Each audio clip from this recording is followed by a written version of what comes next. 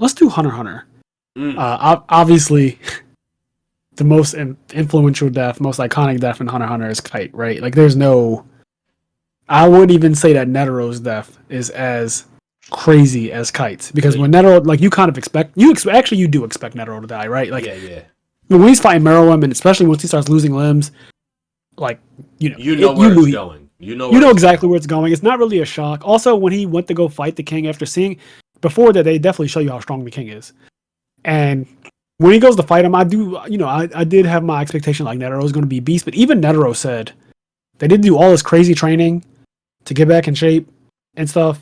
It was honestly, they definitely did allude to him dying.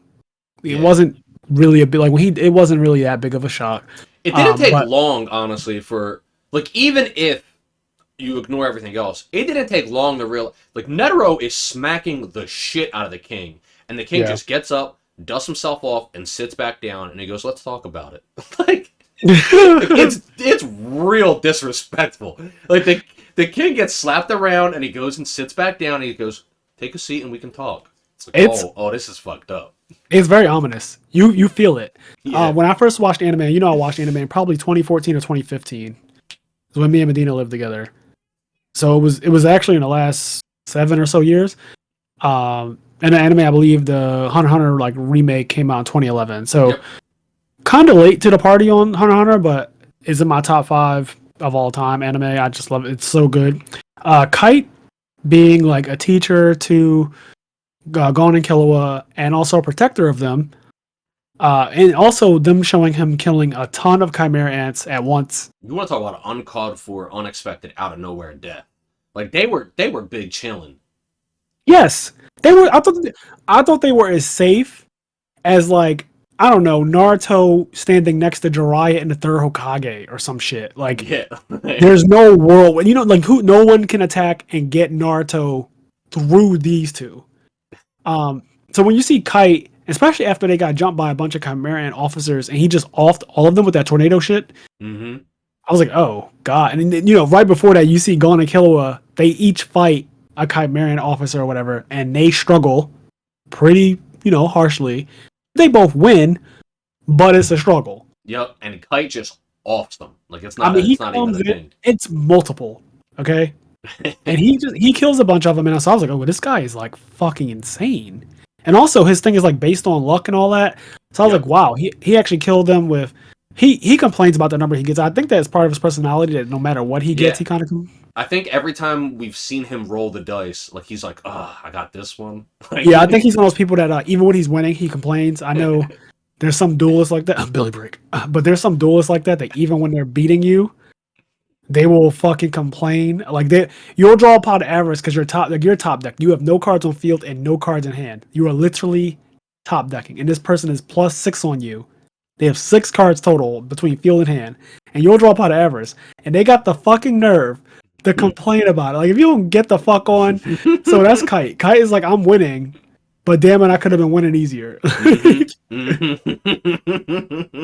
So yeah, Kite is pretty cool. He's pretty powerful, and you haven't seen any of the Royal Guard yet. No, you have not. And I think that this for me, outside of Dragon Dive, is definitely the most iconic moment I think in the entire. Well, for me anyway, Dragon Dive is fucking wild. I just think that is like god level anime scene. But this scene when Neferpitou is first introduced, really, Kite sensing her from a distance, like her Nen, and then seeing it, the actual silhouette of it is like this fucking wild, chaotic energy that's literally covering the top of this mountain. It looks ridiculous. It's also gigantic. And it says the word malice. Malice. And it's shaking. It's like, it's malice. Fucking shaking. And it just says, and it, like, the kanji's there, and then in English it's like malice. when I saw that, and then when she strengthens her legs, you remember how thick her legs get? That's the part I remember, when she, like, crouches and her thighs, like, bulge the fuck out. They get so big. It reminds me of Goku. Oh my god. And then Goku she's like, bulks up. Like, the jump is so crazy. In one jump, she's so far away, mind you. I cannot stress how far away she is. She's so fucking far away. But like, she jumps forward because she senses Kite specifically, and she gets excited because she wants to, fight somebody strong. She jumps forward, man, and Kite senses that shit. He tells them like, "Yo, run!" Like, you know what I mean? Like, in that moment, he loses an arm. Like, yes. He loses his arm right there. He senses her, and then also she's there before they could fully react, because they're like, "We're not abandoning you. What the fuck?" You know what I mean? Like, they're stubborn at first. Yeah. And then she fucking lands and rips off one of his arms immediately. He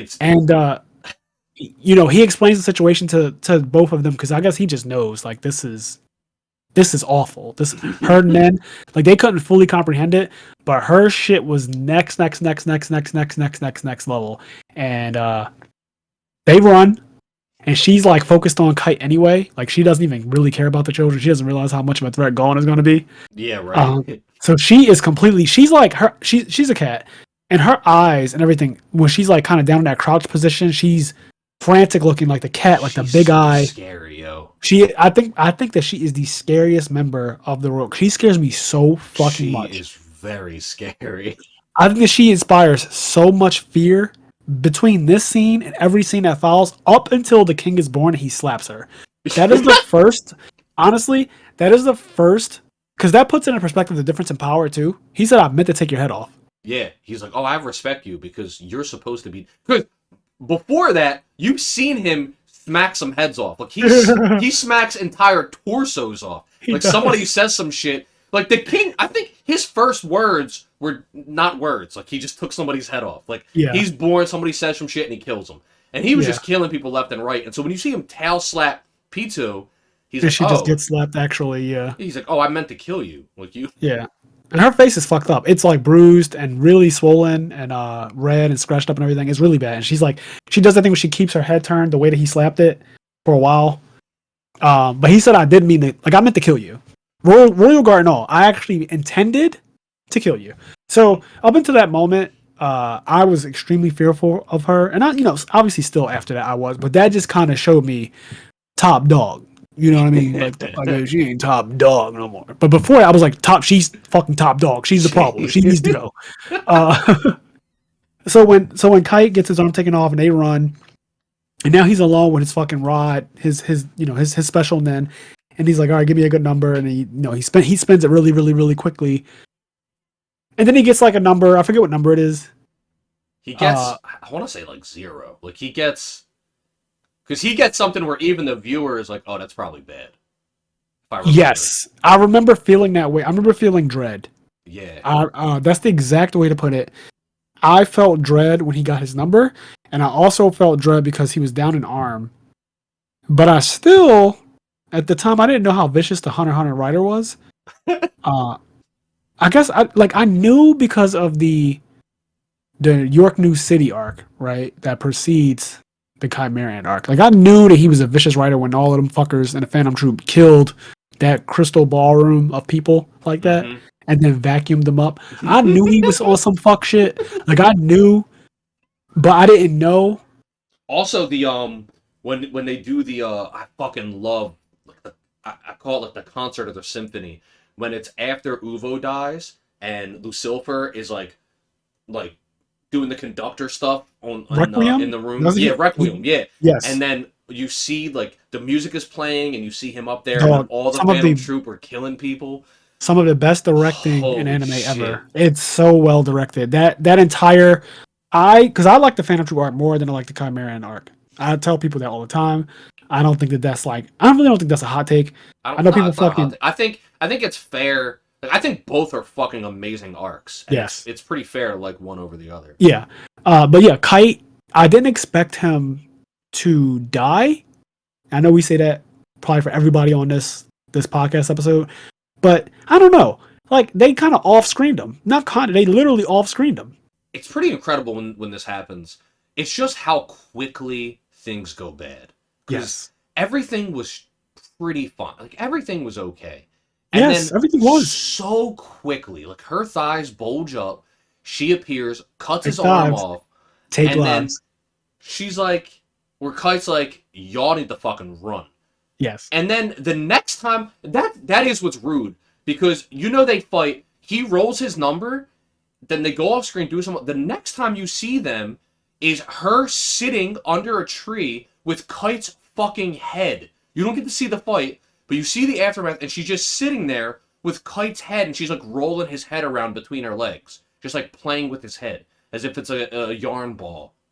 I literally remember looking over at my roommate when we got to that episode because he fucking knew.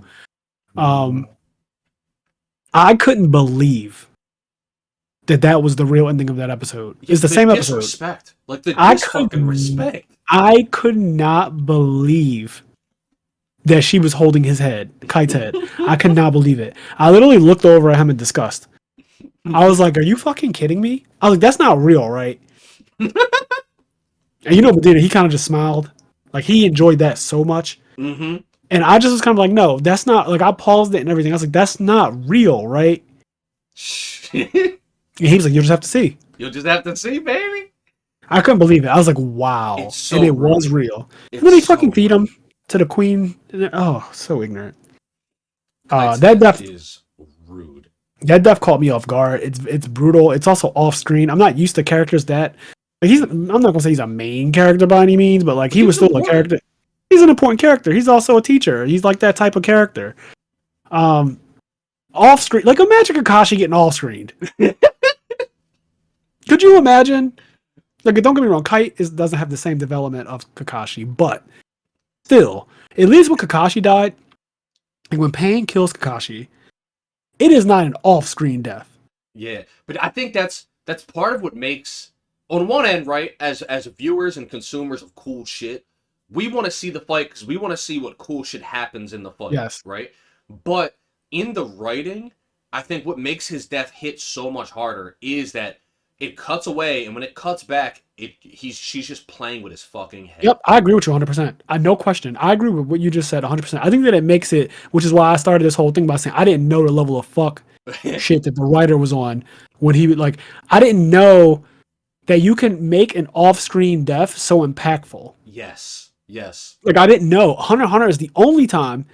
I think I can't think of right now on the spot of other off-screen deaths. Like in general, not even ones that are impactful, just like off-screen deaths.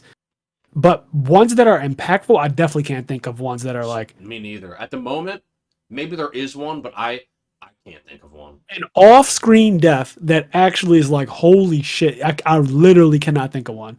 No. So yeah, Kite's death was wild. One of the reasons why Hunter x Hunter is one of the absolute greatest animes ever. And yeah, it definitely hit in the feels. Definitely. Hey guys, if you like this clip, we have full video versions of our podcast episodes available on the IMNerd Patreon, as well as exclusive content. If you'd like to listen to our full podcast episodes or find us on any other social media platforms, you can do so by clicking the link tree below.